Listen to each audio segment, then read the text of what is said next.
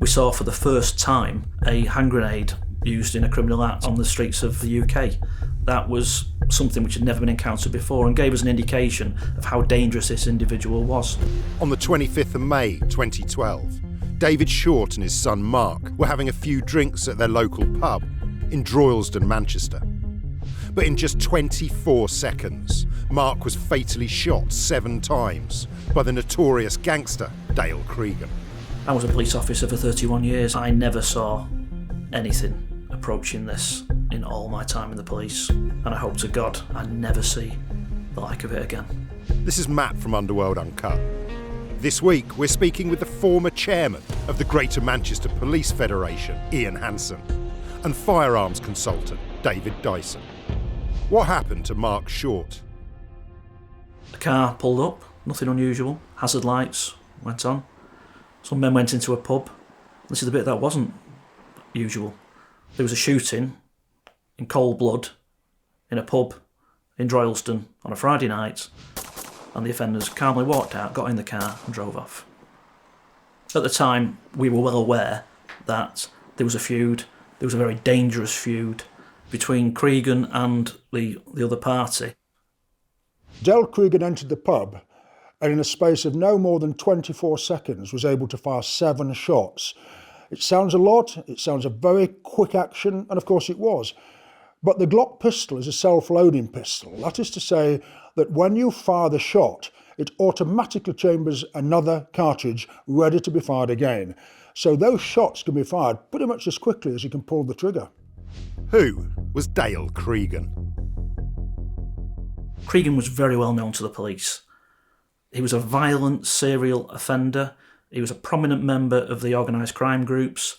Exactly what level of his criminality he was never convicted for, we'll never know. But certainly we know he was a vile individual and a blister on the side of Greater Manchester. It has to be put into some kind of context, though, that Greater Manchester is a massive city. It's the second biggest city in the UK, and at any given time there will be a phenomenal number of investigations on OCGs. We have to realise the fact that at the time, Greater Manchester Police were doing everything they possibly could to arrest him and ensure that he was taken off the streets. In terms of Cregan's convictions, he was a violent offender. He'd spent time in prison, and he was a threat to anybody who he encountered. That's common knowledge, that's very much in the public domain, but nobody could have ever known the level of atrocities that he was capable of. What happened to David Short at his home, months after the death of his son? The scene would have been one of absolute devastation. David Short had been shot 10 times, I understand, twice in the head, and then as he lay dying, a hand grenade was thrown at him. This is a military weapon. This is not the sort of thing that you come across even in very serious crime. This is absolutely unprecedented, and the injuries that he suffered would certainly have been comparable with those that one would expect in a war zone.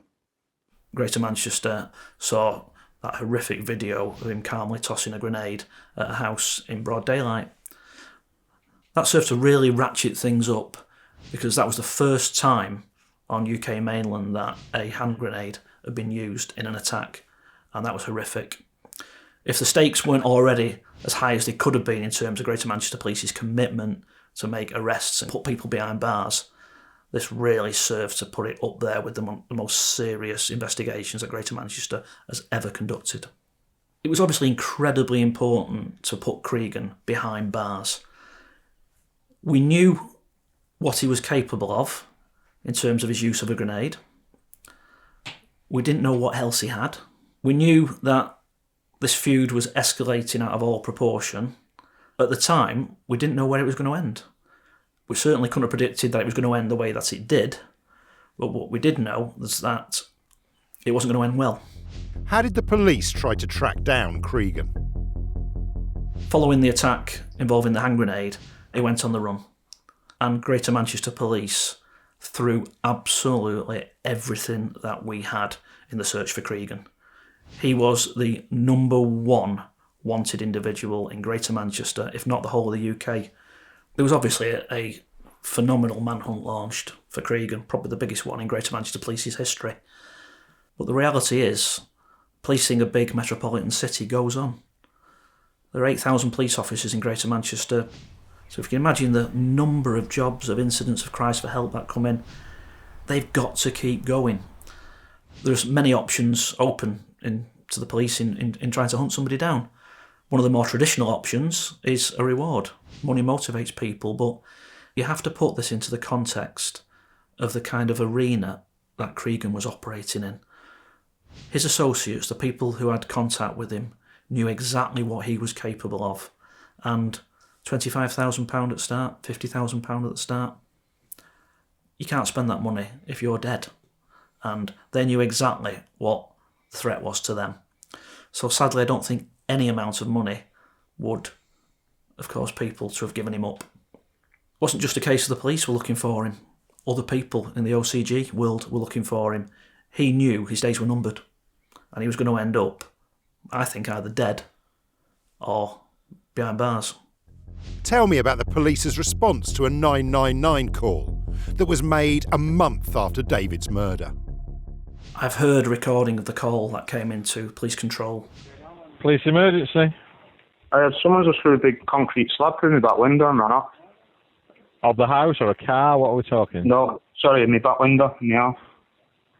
If a call of some relatively minor damage is made to the police control room, the dispatcher will grade it, because we get a phenomenal amount of calls coming into the police every day, and we have a finite number of police officers.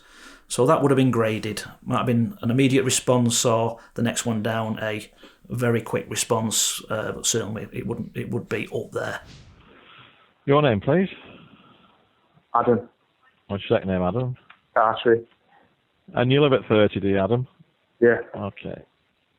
The call was pretty innocuous, the sort of thing which, Greater Manchester police officers deal with every day. It was some relatively minor damage had been caused, and the offenders may or may not have been in the area. Right, I'll get an officer up there, have a look round, see if they can see anybody similar, and then they'll come and see you. All right, Adam? How long would it take? Do you know roughly? I know that it's not that serious. But... Well, because it's just happened, it's gone in on the priority, so that's within the hour, certainly. But okay. They'll try and get up there as soon as, if there's a possibility he's still knocking about. All right then, thanks very much. Okay. I'll be waiting. Nicola and Fiona were deployed. They were the van crew that day, working out of Hyde Police Station. And they went to help, as every police officer does in whatever job that they're sent to. They went to give assistance to a member of the public. There was no indication, no warning. This is one of the, if not the worst crimes in UK history. Unbeknownst to PC's Nicola Hughes and Fiona Bone, the caller was not Adam Gartree. It was the fugitive Dale Cregan. The two officers had walked straight into his trap. The two police officers responded to a call.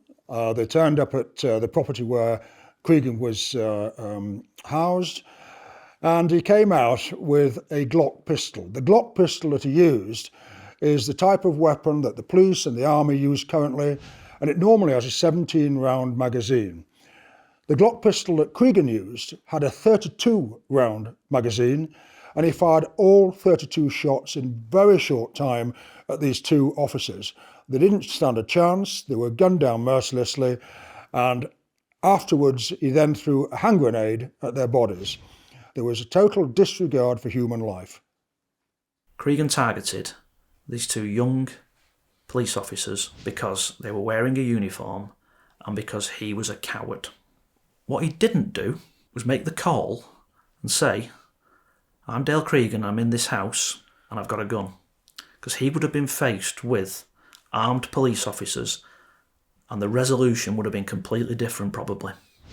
Instead, he lured unarmed, unprotected, young officers to the door of that house and murdered them in cold blood. The minutes after the attack, the police control room was absolute chaos. We knew something had happened. Information was sketchy, but very quickly a picture started to emerge, and I was in a meeting in Birmingham and my phone was in my inside pocket and it kept vibrating and I was ignoring it, and it must have vibrated 5-6 times, and in the end I said, I'm going to take this call, somebody really wants to get hold of me. And I took the call, and it was a colleague on the division rang me directly, and he was crying on the phone. And he told me what had happened. I walked back in the room, there were some other colleagues from Greater Manchester there, and I said, right, everyone back to Manchester now. And I told them briefly what had happened, and we all drove back to Greater Manchester. I went straight to Ashton Police Station. I knew the people at Ashton Police Station, I used to work there, and I knew Fiona as well. I was the shift inspector at Tameside when she joined the shift as a brand new recruit from training school. She was bubbly, she was friendly, she did everything he asked of her with a smile on her face, she was keen to learn, and she was just everything you would expect of a young police officer. They drove straight to the danger to help the colleagues and help the public. Sadly, it was too late. What impact did this have on the Greater Manchester Police? Walking into that police station, I'll never forget it. The faces, people had a 1,000-yard stare. Nobody could believe that you come on work for an early turn and this happens. Imagine the impact that has on family, friends, colleagues who were sat at 7 o'clock in the morning making cups of tea and chatting about what they were going to do that day. They were put through that, wanted to get straight back out there and police the streets of Greater Manchester. The police are a family. If you try and imagine that alongside of that, the phone is still ringing. Greater Manchester Police on that day didn't have the luxury of saying, we're shut for the rest of today. We're in mourning. No, they didn't. They kept going, attending emergency incidents, putting themselves in danger minutes after 2 of their colleagues had been murdered in cold blood. That's incredible. On top of that, police officers who were at home and heard what had happened just came in work. Police officers who were on holiday got flights home. That's the kind of bond that's in policing, that we look after each other. And on that day, Greater Manchester Police pulled together, and in the weeks and months that came afterwards, Nicola and Fiona's colleagues just kept going. And what a fantastic tribute that is to their memory, that they kept going. They were professional, committed, just like Nicola and Fiona, and I'm so proud to have been a part of that. What did Dale Cregan do next? The monster that had done this handed himself into a high police station, which is only a short distance away. And he handed himself in because in his pathetic mind, he thought that the colleagues may shoot him. They may consider him such a threat. He might end up dead. He didn't go out in a blaze of glory because he's a coward. Nothing more than that. And he was secured by police officers, and that showed tremendous professionalism. I know what I'd have wanted to have done to him. And he was arrested and dealt with properly. And I'm proud he was dealt with properly, because it meant he couldn't wiggle away from facing up to the realities in court of what he had done. He couldn't point the finger at Nicola and Fiona's colleagues and say they acted in any way wrongly. What happened at the trial?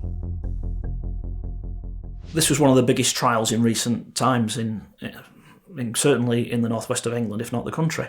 And Cregan had to be housed securely and taken to court every day. And there was a massive security operation to ensure that, let's be blunt about this, he wasn't sprung. And Greater Manchester Police and Lancashire Police had a joint operation, and that was incredibly well performed. And every day officers transported him from prison to court and back again. He probably enjoyed that. This is the sort of person we're dealing with. You know, he could have got this over and done with on day one, pleaded guilty, and that had been the end of it. But he wanted a day out. And sadly, he got it. Cregan played games at court. He was characteristically arrogant, tried to feign disinterest. He was trying to play to the gallery as well to some extent. I think everybody in that room knew exactly what kind of person he was. He pleaded not guilty. That animal forced the family and colleagues to go through a trial. The judge ultimately commented on how he tried to manipulate proceedings for his own amusement. You're trying to apply the standards of decent human beings. He had no remorse. He was a monster. Wanted to remain a big man within the criminal fraternity. He's not a big man. He's worthless. Nicola and Fiona are far bigger than him. The judge sentenced him to a whole life tariff. I was never in any doubt that he was going to be convicted. I don't think anybody in the courtroom was either. It didn't seem to take away the sense of loss, though. 2 young colleagues had been cut down in the prime. There was nothing to celebrate. I know that across Greater Manchester Police, people felt the same. There was no celebration. Did it give any kind of closure? My personal view is I don't think it did. Can you ever get any kind of closure for something like that? You look at the colleagues and the families, there's been some fantastic work done following, the horrific events. They've really tried to do their loved ones' memories justice. It was a strange day, that, if I'm honest. He'll die in prison, and nobody will shed any tears in Greater Manchester. Has this changed anything for policing? Policing in recent years has been beset by some phenomenal cuts, and every area of policing suffered, including the fight against gangs. After this, the government woke up to some extent and did inject some resources into Greater Manchester for us to be able to attack this problem at source. And many gangs have been dismantled, and we've seen people go to prison, and we've seen forfeiture orders and an enormous amount of money taken from these groups. It brought the communities closer to Greater Manchester Police. What this did was show to everybody that police officers aren't just uniforms. These are somebody's daughters, sisters, mums. I'll never forget, on the morning of the first funeral, I was being interviewed on a breakfast TV programme, and they were talking about what the turnout would be for the funerals.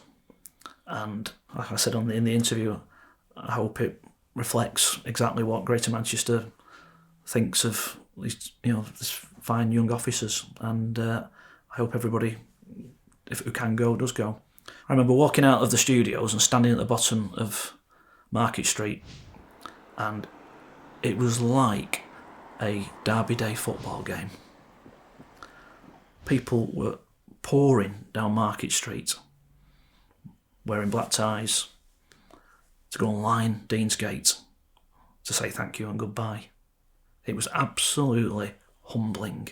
I heard stories of bus drivers saying to people when they were getting on the buses, "Are you going to the funeral?" "Yeah." "Won't take the money." On the Friday morning, I eventually made it back into my office, and there was a variety of cards that had been sent in and things like that. I remember opening one particular envelope, and it was written in what I would describe as an old person's handwriting, a bit spidery. And I started to read it, and it said, "Me and my husband have lived in," I think it was Salford, "all our married life, Manchester born and bred. We cried when we saw what had happened. And we've worked out that if we stay in this weekend, we can save £30. And there was £30 in the envelope. Can you give this to the families?" That's real Manchester. The monster that committed one of the worst crimes that Greater Manchester ever seen, he's forfeited the right to walk the streets of Greater Manchester. In his world, his pathetic world that exists in his head, he thought he was a big man. He'll die a pathetic, wizened old man in prison. People forget him. People have forgot him now. It almost irritates me that we're talking about him. But what I want to do is highlight and contrast that against what Nicola and Fiona stood and still stand for and will always stand for in the history of Greater Manchester Police. And that's decency, public service and compassion. Their names will never be forgotten. Dale Cregan eventually pleaded guilty to the murders of Nicola Hughes, Fiona Bone, and father and son David and Mark Short.